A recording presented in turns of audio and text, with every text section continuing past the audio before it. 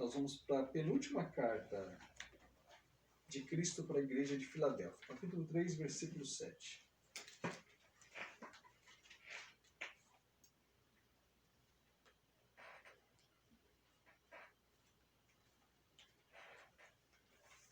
Se houver alguma dúvida, o irmão pode perguntar, tá?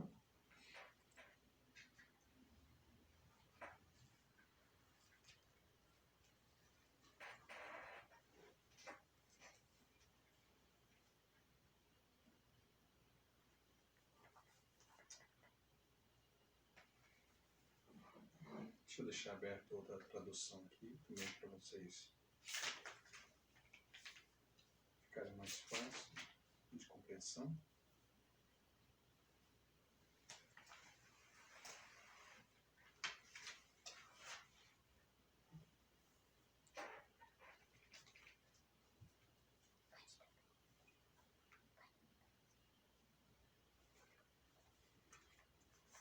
Diz assim o texto. Nós vamos ler versículo por versículo e vamos entender a mensagem de Cristo. Antes de entrarmos, vamos lembrar da onde, quando foi criado e da onde deriva esse nome Filadélfia. Filadélfia foi criado em cerca de 150 anos, 158 a 138 a.C. Então, um pouquinho antes de Jesus nascer, a cidade de Filadélfia foi criada. E ela recebe esse nome Filadélfia, né? Filadélfia significa amor fraternal, amor de irmão para com irmão, né? Amor de irmãos. Era uma cidade muito importante, pois o correio, né? O correio da Europa, no caso de Roma, passava por aquela região de Filadélfia. Então era obrigatoriamente da passagem do correio imperial, quando partia de Roma até a Ásia. Tinha que passar por essa cidade. É uma cidade rica, uma cidade forte, na época aqui quando Cristo vai escrever, né? Uma cidade opulenta, uma cidade poderosa. Era considerado, inclusive, uma pequena Atenas, né? Havia um panteão de ídolos, de deuses, de falsos deuses, né? Era considerado como pequena Atenas da Ásia, né? Ela tinha um pensamento ateniense. O que era um pensamento ateniense? Era um pensamento aristotélico, um pensamento mais grego, um pensamento mais de, como que eu posso dizer, os gregos achavam que eram superiores aos demais homens por causa da sua inteligência, sua capacidade, né? E a cidade aqui de Filadélfia, ela acompanha esse pensamento. A arquitetura da cidade reinava em torno do estilo grego-romano, né? Então a cidade era toda bonita, toda formosa. E nós temos uma igreja aqui que Cristo vai trazer elogios sobre essa igreja. Em nenhum momento nós vamos ver Cristo nessa igreja agora apontando os seus erros, os seus defeitos. E nós vamos aprender com isso. Como ser uma igreja santa no mundo de pecados. Né? Como ser uma igreja santa no meio de pensamentos errados. É isso que precisamos entender. É lembrar que aquilo que Jesus disse, que vós sois o sal da terra e a luz do mundo.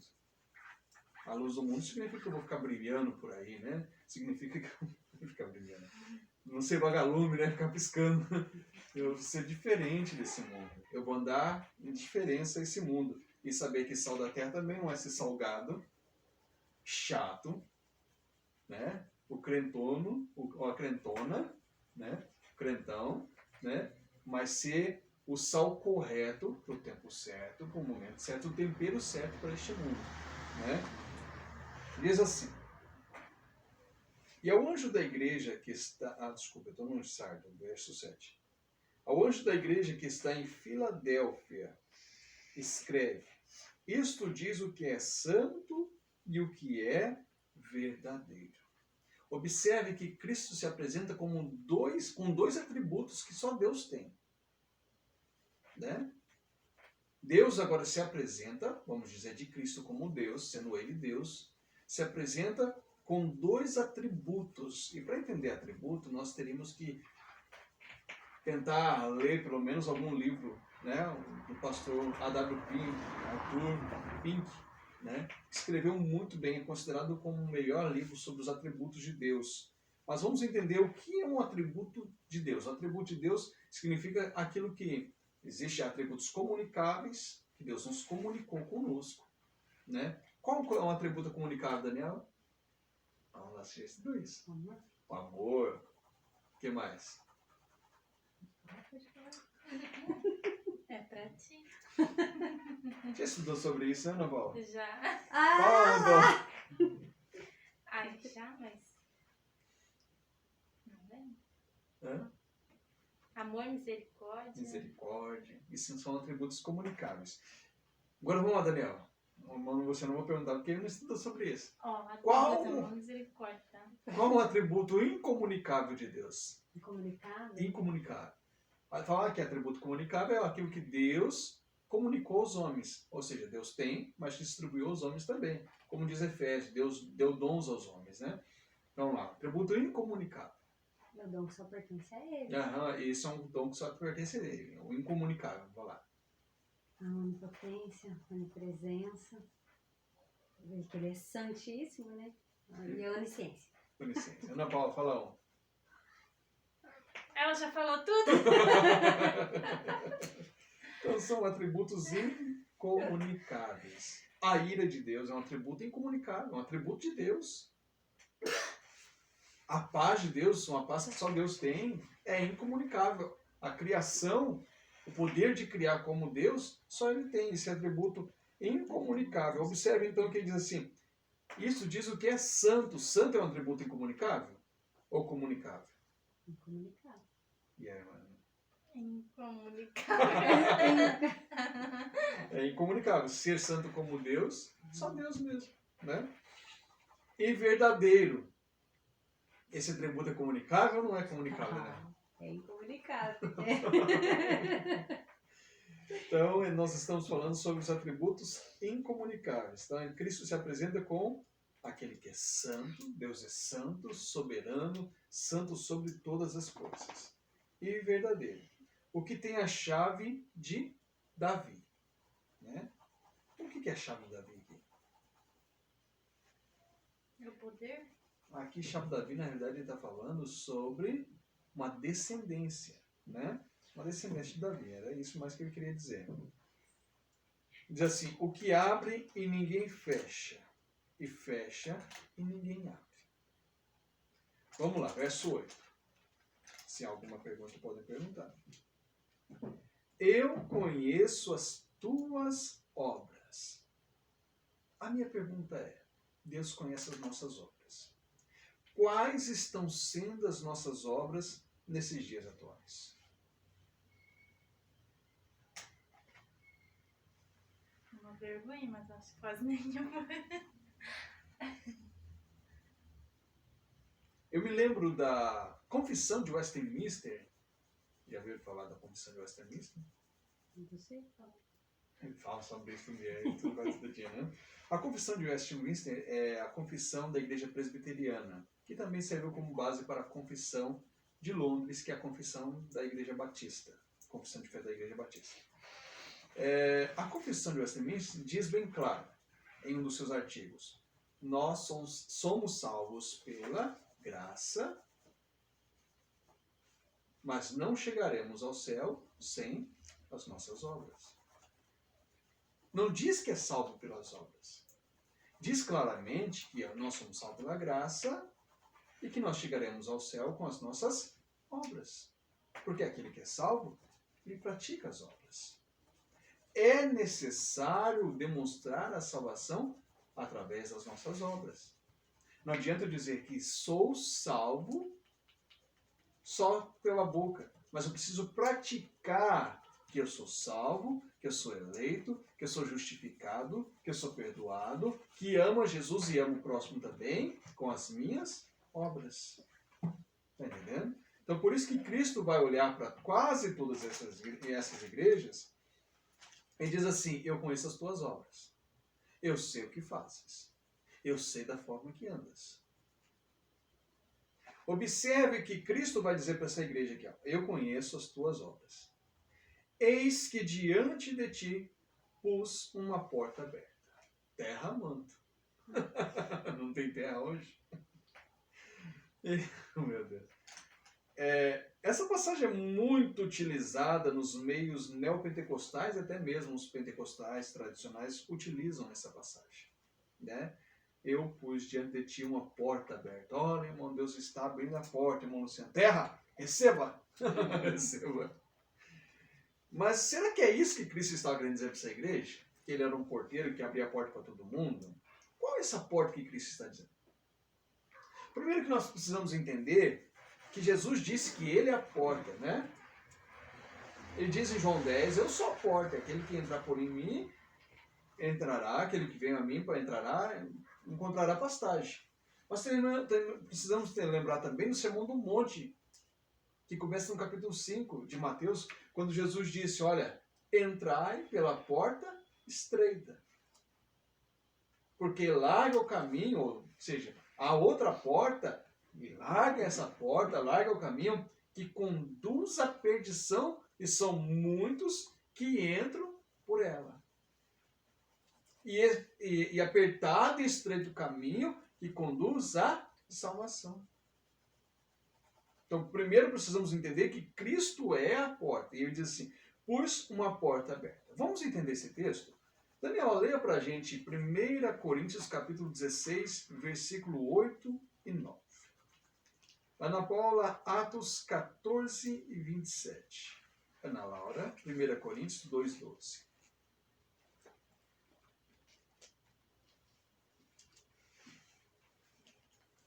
Primeira Coríntios. 16, 8 e 9. O seu é na 1 Coríntios 2, 12 e Ana Paula 14, 27. Pode ler.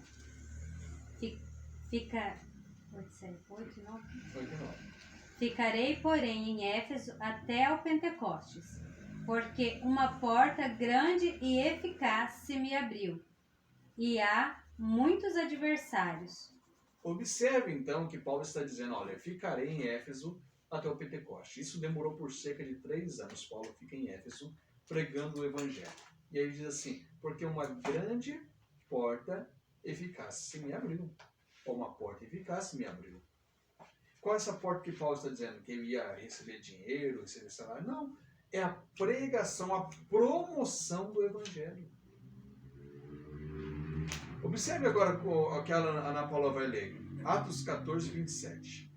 Ali chegados, reunida a igreja, relataram quantas coisas fizera Deus com eles, e como abrirá aos gentios a porta da fé. Está vendo? Como Deus abriu os gentios a porta da fé. Ana Laura, leia pra gente. Nós, porém, não recebemos o Espírito do mundo, mas o Espírito gratuitamente de Deus, para que entendamos as coisas que Deus nos tem dado gratuitamente. Desculpa, acho que é 2 Coríntios 2,12. 2:12? Segundo. Eu acho que é, se eu não estiver enganado. Isso. Isso. Leia alto e devagar pra gente, que a gente ouvir. Quando cheguei a Troade para pregar o Evangelho de Cristo e vi que o Senhor me havia aberto uma porta. Amém. Aí ele continua dizendo, não tive descanso no meu espírito, porque não achei ali meu irmão Tito. Mas despedi-me deles e parti para Macedônia. Observe então que ele chega em Troade, né? Algumas traduções diz Troas, mas o mais correto é isso mesmo, Troade, para pregar o Evangelho, abrindo-lhe uma porta no Senhor. Então Cristo abriu a porta. O que Cristo está querendo dizer para essa igreja? Que olha, eis que diante de ti eu pus uma porta aberta, era a pregação do Evangelho. E não uma campanha da porta ungida, daquilo ungido. Cristo está dizendo de uma porta eficaz para essa igreja. Uma porta de pregação. O que Cristo está dizendo? Olha, eu vos dei a autoridade, o poder, a graça de pregar o Evangelho para essa cidade. Apesar de ter muitos deuses na cidade de Filadélfia, Cristo havia abrido uma porta. Ou seja, a Bíblia diz que ele estava tocando no coração dos servos, dos filhos, para que as pessoas pudessem ouvir a palavra. Não é o que a gente leu, acho que semana passada, acho que foi quarta-feira passada, lá em Atos capítulo 16, não foi sobre isso que a gente leu? Deixa eu só recapitular aqui.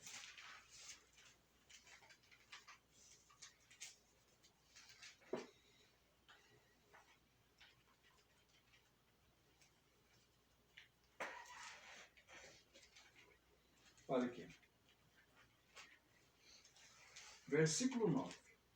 E Paulo teve de noite uma visão em que se apresentou um varão da Macedônia e lhe rogou, dizendo: passa a Macedônia e ajuda-nos. Aqui era para pregar o evangelho. Ele bem entende isso, Paulo, dizendo assim: olha, e logo depois desta visão, procuramos partir para a Macedônia, concluindo que o Senhor nos chamava para lhes anunciar o evangelho. E navegando de Troas, ou de Troade, fomos correndo em caminho direito para Samotrácia, e no dia seguinte para Nápoles, e dali para Filipos, que é a primeira cidade desta parte da Macedônia, e é uma colônia. E estivemos alguns dias nessa cidade. E no dia de sábado, saímos fora das portas, para a beira do rio, onde julgávamos ter um lugar para oração. E assentando-nos, falamos às mulheres que ali se ajuntaram. Olha que interessante agora. E uma certa mulher chamada Lídia, vendedora de púrpura da cidade de Tiatira, e que servia a Deus, nos ouvia. E o Senhor lhe abriu o coração para que estivesse atenta ao que Paulo dizia. Algumas pessoas perguntam assim: o calvinista... Nós temos um extremo, inclusive, né? Temos algumas igrejas que pensam dessa forma. Mas algumas pessoas pensam: o calvinista não precisa pregar. Porque quem vai chamar os eleitos é Deus, então Deus se encarrega. Mas a Bíblia deixa bem claro, e lembrando que os calvinistas são as pessoas que mais evangelizaram nesse mundo, né? Primeiros evangelistas, primeiros pastores no Brasil foram pastores enviados por Calvino, né? E lembrando que as escrituras deixam bem claro: como ouvirão se não há quem pregue? E como pregarão se não forem? Vamos lá? Se não forem enviados. Foi quase. Como pregarão se não forem enviados, né? Então a igreja precisa desenvolver esse papel. A igreja precisa entender, irmãos, que a questão, que a igreja ela precisa preparar pessoas para enviar. Vamos dar exemplo. Tudo que a gente está fazendo aqui, ou pouco que a gente está fazendo, é tudo, não é nada. O pouco que a gente está fazendo aqui nas quartas, o culto de ensino, o domingo, o culto da família aqui, ou o culto de louvor a Deus, não é somente para o irmão Luciano, para a irmã Ana Paula, para vocês que aqui estão, Daniela, Vitória, Ana Laura, enfim. Só comer da palavra e reter para si. Opa, estou crescendo na graça. Mas nós estamos fazendo o quê? Aprendendo para repartirmos o pão.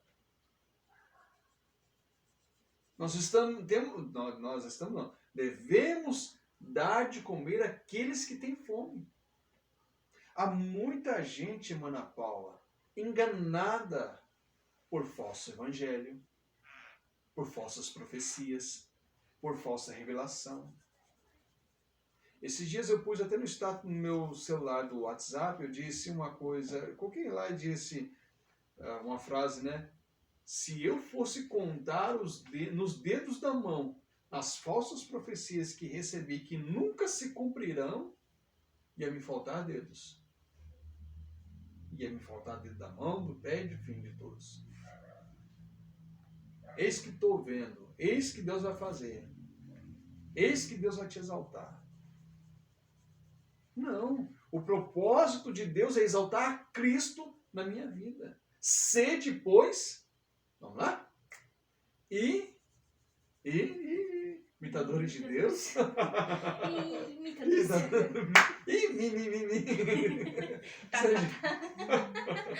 Sede, pois, imitadores de Deus, como filhos amados. Paulo outra vez também escreve dizendo: sede meus.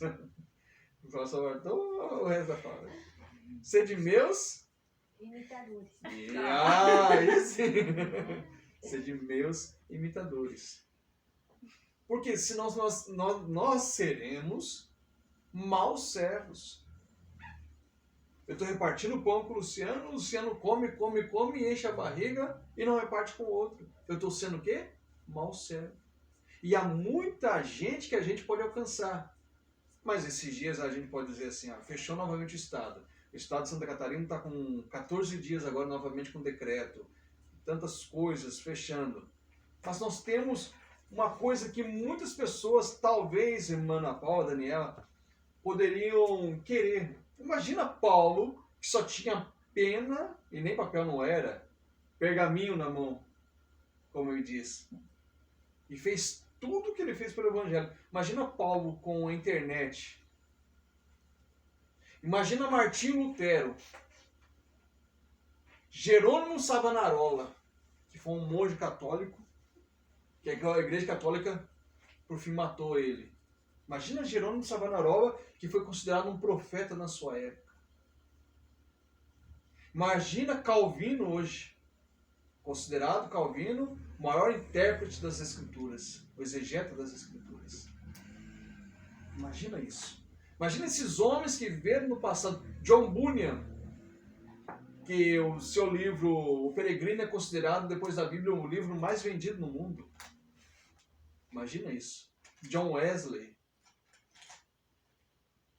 Enfim, outros homens, John Owen, outros homens que viveram no passado. Imagina esses homens vivos hoje, utilizando a internet, da TV, seja o que for, do YouTube, do Instagram. Imagina esses homens hoje. E nós temos essa oportunidade. Nós temos, manto, nós temos essa oportunidade. E o Senhor tem nos aberto a porta. Nós precisamos reconhecer aonde Cristo abriu a porta para nós. Porque aquilo, talvez, que aquilo que funcionou na nossa vida no passado, da maneira que nós usamos, ou numa outra igreja, numa outra cidade, como no caso meu e da Dani, de outra cidade, nós usamos lá na igreja em São Paulo, no interior paulista, talvez não seja o mesmo método que é utilizado para aqui. Lembra que Paulo dizia assim, de judeu para com judeu, de grego para com grego, de romano para com romano, de gentil para com gentil, e assim por diante. Nós precisamos entender o método. É claro que sempre entendendo que a base da nossa fé não deve ser abalada. Não é porque eu estou no meio dos homossexuais lá que eu vou... não, agora está liberado o homossexualismo. Não!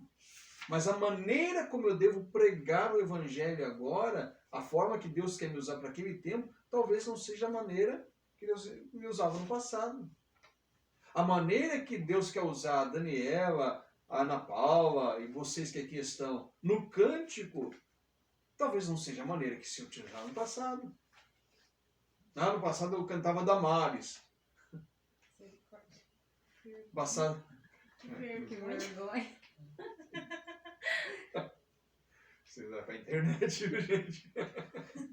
Que vergonha mesmo. No passado eu ouvia Junto Trovão. Participava de campanha, que vergonha. Olha que coisa horrível que a gente fez, gente. E com a palavra de Deus na mão. E utilizando dela para o próprio benefício. É o que as pessoas estão fazendo. E aí eu fico olhando, irmã Ana Paula, Daniela, irmão Luciano, quantas pessoas não estão nesse caminho?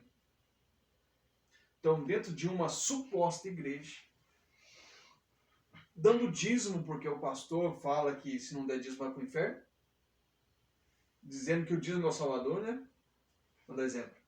Tem muito pastor que prega, irmão Luciano, quem não traz dízimo para a igreja é ladrão.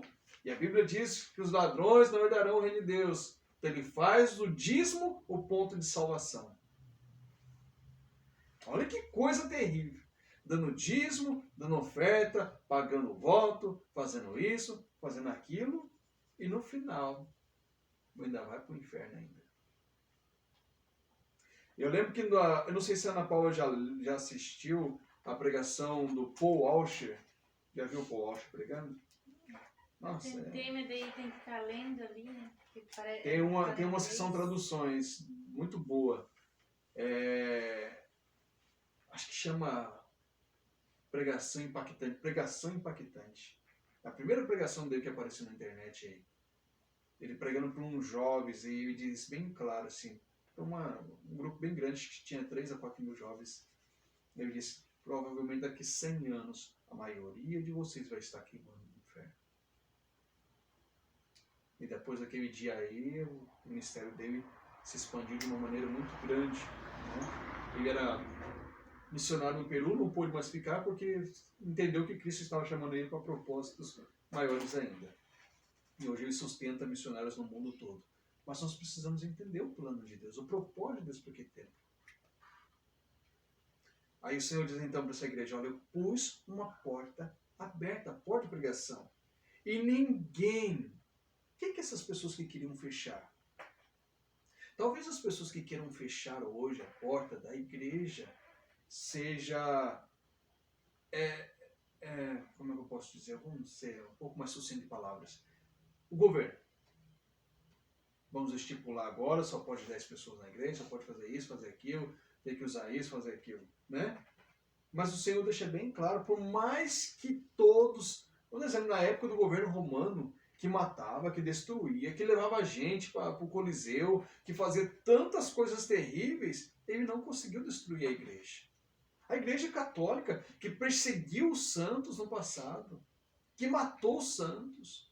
Quantos anabatistas sofreram na mão da igreja católica? Quantos? Aquele grupo italiano, que esqueci até o nome do grupo agora. Enfim, os menonitas também foram perseguidos pela igreja católica. E vários outros grupos, os donatistas. Mas não conseguiu acabar o poder da igreja. Porque havia uma profecia de Cristo bem claro. As portas do inferno não prevalecerão contra a minha igreja. A igreja foi perseguida, os valdenses, né? Lembrei agora, os valdenses. A igreja foi perseguida, foi massacrada, foi quase que destruída, foi queimada suas bíblias, foi queimada seus livros, e a igreja permanece até hoje. Por quê? Diz bem claro, a porta que está aberta e ninguém a pode fechar. Tendo pouca força, guardaste a minha palavra e não negaste o meu nome. Aqui é importante para nós. Nós não podemos negar o nome de Jesus. Se alguém nega Jesus, e aí? O que lhe acontecerá? Ele me negará também. Ele me negará. Porque realmente essa pessoa não foi transformada pelo Evangelho. Né? Verso 9. Eis que eu farei os da sinagoga de Satanás. Esse povo aqui ó, que estava querendo fechar. E ninguém pode fechar. O povo está querendo fechar. Os da sinagoga de Satanás. Aos que dizem judeus e não são, mas mentem. Eis que eu farei que venham e adorem prostrado a teus pés e saibam que eu te amo. Tem muita gente cabeçudo, sem ler a palavra de Deus, que está colocando Israel como um povo particular e especial de Deus. Mentira. Porque o povo particular e especial de Deus é a igreja. A Bíblia diz que Deus, através em Efésios capítulo 4? 2? Capítulo 2, eu acho. Você que está em Efésios, depois a gente olha. Em Efésios a Bíblia diz que Deus derrubou o muro de separação que havia entre nós e eles. E agora o povo particular e especial de Deus, acho que é Efésios 2, dá uma olhadinha. Somos nós a igreja. Eu me lembro, observe o que a palavra de Deus diz. Filipe perguntou assim, Senhor, mostra-nos o Pai. Capítulo 14. Mostra-nos, de João, né? O Pai. E Jesus disse, olha, aquele que vem a mim, também vê ao Pai. No versículo 6, Jesus deixa bem claro, eu sou o caminho, a verdade e a vida, e ninguém pode ir ao Pai, senão, ou pode vir ao Pai, senão por mim. Então não adianta algumas pessoas, como fazem os judeus, alguns pastores dizendo, olha, o povo judeu é o povo particular especial de Deus. Não, o povo de Deus é aqueles que foram lavados, remidos, que confessam a Cristo como Senhor da sua vida. Achou? 2,14. Leia pra gente. Porque ele é a nossa paz, o qual de ambos os povos fez um, e, derribando a parede de separação que estava no meio. Amém. E depois tem toda essa passagem que vai falar sobre isso. Né? Então nós agora, a Igreja de Cristo, é o povo particular de Deus. É o povo especial de Deus. Não significa que algumas promessas que Deus fez a Abraão não esteja patente ou latente na vida de Israel. Está. Isso nós não podemos negar. Mas dizer que o povo que vai morar no céu é os judeus? Não. São aqueles que confiam em Cristo. E nenhum outro, como diz Atos, e nenhum outro há. Vamos lá? Sal? Salva? São?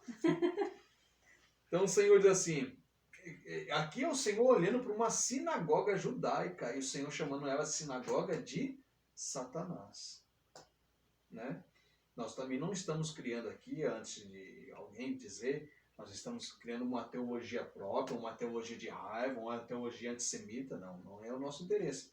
Nós só estamos dizendo que para ir a Deus, para chegar a Deus, é necessário passar por Cristo. Né? Ele é a porta. Então ele diz assim, olha, eis que eu farei os da sinagoga de Satanás, aos que se dizem judeus e não são, mas mentem. Eis que farei que venham e adorem prostrado a teus pés e saibam que eu te amo. Aqui adorar não é bem essa conotação nossa de adorar, né? Se nós formos pegar uma tradução. Vamos ver a NVT. Pensei que você ia ver NVI. Você achou que ia ver na NVI? Versículo? Não. Versículo 9. Diz assim, olha. A virem, prostrarem a seus pés e reconhecerem que eu te amo. Tá vendo que já não diz adorar? É muito estranho essa passagem. Diz prostrar. Prostrar, né? Prostrar aqui é ter respeito. É isso que a palavra de Deus quer dizer, entendeu? Não é adorar. Quando a gente põe aqui adorar, como diz na tradução minha da Dani, significa então que a igreja será adorada? Não. Aí fica um pouco estranho, né? Mas se prostrar, ter respeito por essa igreja. Alguma pergunta, os irmãos? Daniel está franzindo a testa. Como guardaste a palavra da minha paciência, também eu te guardarei da hora da tentação que há de vir sobre todo o mundo, para tentar os que habitam na terra. Aqui nós cremos, nós cremos naquilo que Cristo ensinou sobre o arrebatamento. Nós cremos no arrebatamento pré-milenista, antes da tribulação, né? Nós cremos que Cristo virá arrebatar a sua igreja pré-tribulacional, ou antes da tribulação de Deus. Até porque ele deixa bem claro, eu te guardarei da hora da tentação que há de vir sobre todo o mundo, para tentar os que habitam na terra. Versículo 11. Eis que venho sem demora, guarda o que tens, para que ninguém tome a tua coroa. Guarda o quê? Vamos lá, Daniel, o que eu tenho que guardar? A palavra? A palavra. Aquilo que aprendeste de Cristo. Não é as profecias, mas a própria palavra, né? Versículo 3 do capítulo 3 vai dizer isso lá para a igreja de Sardes. Lembra-te, pois, do que tens recebido e ouvido, e guarda, e arrepende-te. Então eu tenho que guardar aquilo que Cristo me deu. Algumas pessoas, por pressuposto, pegam esse versículo aqui no capítulo 3, verso 11, e diz, para que ninguém tome a sua coroa. Ele está vendo? Se eu não guardar a palavra, ou não guardar aquilo que eu recebi, eu posso perder minha coroa. Mas que coroa que é essa? Algumas pessoas dizem assim, essa coroa aqui é a salvação. E será que é a salvação que Cristo está dizendo? Não. Ele está falando de uma dádiva, né?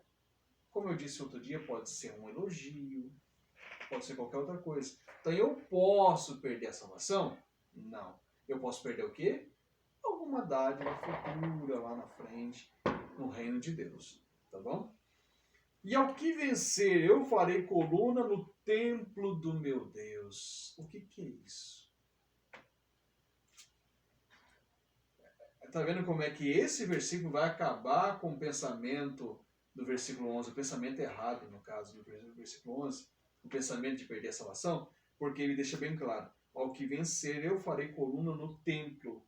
Coluna é algo inerte, imóvel, que não adianta, não dá para ser removível, tá entendendo? É um negócio fixo, firme, é isso que ele está dizendo, ao que vencer farei coluna no templo do meu Deus, e dele nunca sairá.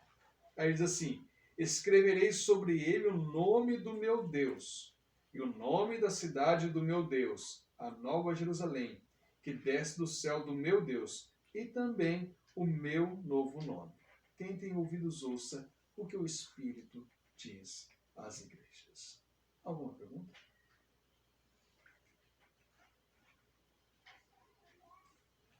Não? Irmão Luciano? Vamos orar então? Se não há, vamos encerrar.